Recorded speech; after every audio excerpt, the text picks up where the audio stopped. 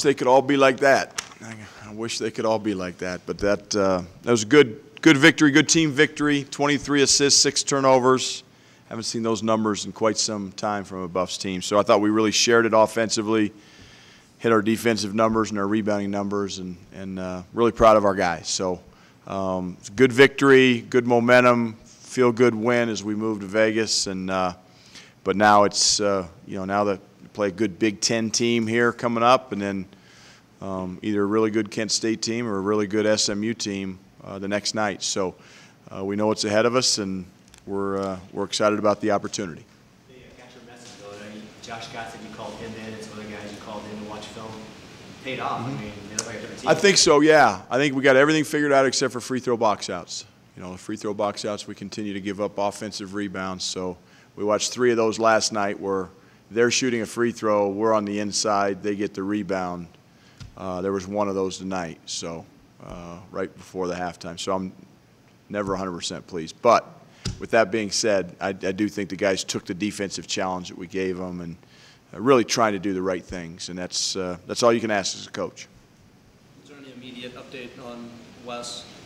No, I think they took him to get x-rays, hopefully precautionary. I mean, he banged his knee. He didn't twist it, so, I don't think there's any issues there. But, he bruised. He got hit in the same spot twice in a row, and it's pretty painful. So hopefully it's just ice it and rest it, and he'll be better. But I'll know more probably later tonight or tomorrow morning. So keeping our fingers crossed. Sorry. That's right.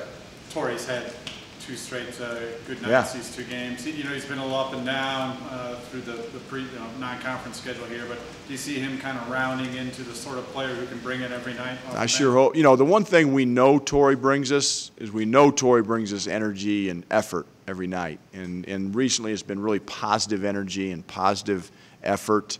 I think he's coming into his own. I mean, 19 and 10. The one thing about Torrey is he makes things happen out there. He's really active on the boards. He's been rebounding the ball unbelievably well. And tonight, again, to have a double-double is terrific. I thought he really, late in the second half, he passed up about a 12-foot baseline jump shot, which he normally likes to take.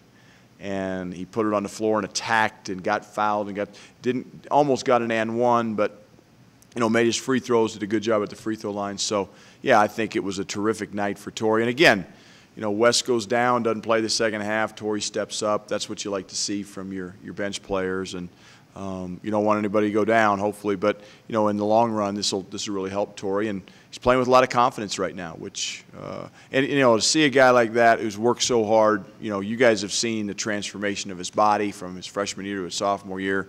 To see him having success is really heartwarming. When you're his coach.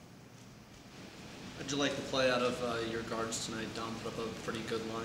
Yeah, I mean, 8 assists, 0 turnovers. Josh Fortune, I thought, we got to watch that film. I thought he had more than 4. He seemed to be diming everybody up. I mean, he makes just simple post feeds, but I thought Dom Collier, Josh Fortune were really, really good. I mean, between the 2 of them, you got 12 assists and 0 turnovers.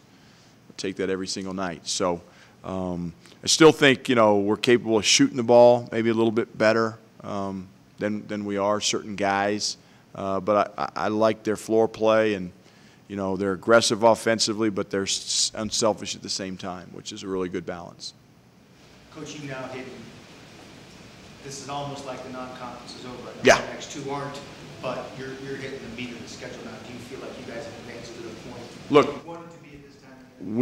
We've taken care of our business. Again, going back to the Iowa State game, that was one we'd like to have back. But, if you ask any coach on our staff, maybe any player on our team, 11 games in, going to Vegas, would you take 10 and 1? I think the answer would probably be yes. We've got some momentum. Again, we're not. I think tonight was a step forward. We're still a team that can still improve. We still have room for improvement, but. You're right. I mean, these games are over with. Every game from here on in is going to be a big-time opponent, big-time atmosphere. Hopefully, I don't know. I don't know what the atmosphere will be like in Vegas, but certainly when we get into Pac-12 play, the atmosphere will be great. And we know we're going to have, our margin for error goes way down, given where we are in our schedule. So But you know, our guys, they rise to the occasion, and I think they're anxiously waiting that part of the season. Coach, Vegas is a place you guys travel to fairly frequently, but is there ever any extra concerns on this particular trip, just given the distractions? Not really. To the guys?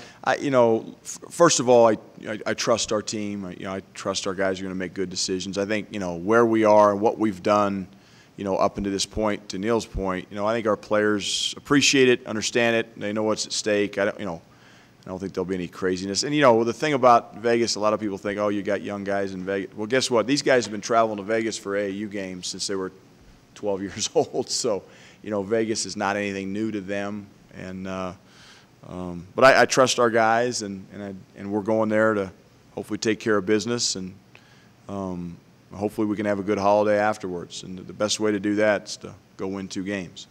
You kind of settled in with George King and Josh Fortune in the starting lineup? Or Not necessarily. You know, Fletch bumped his head against BYU.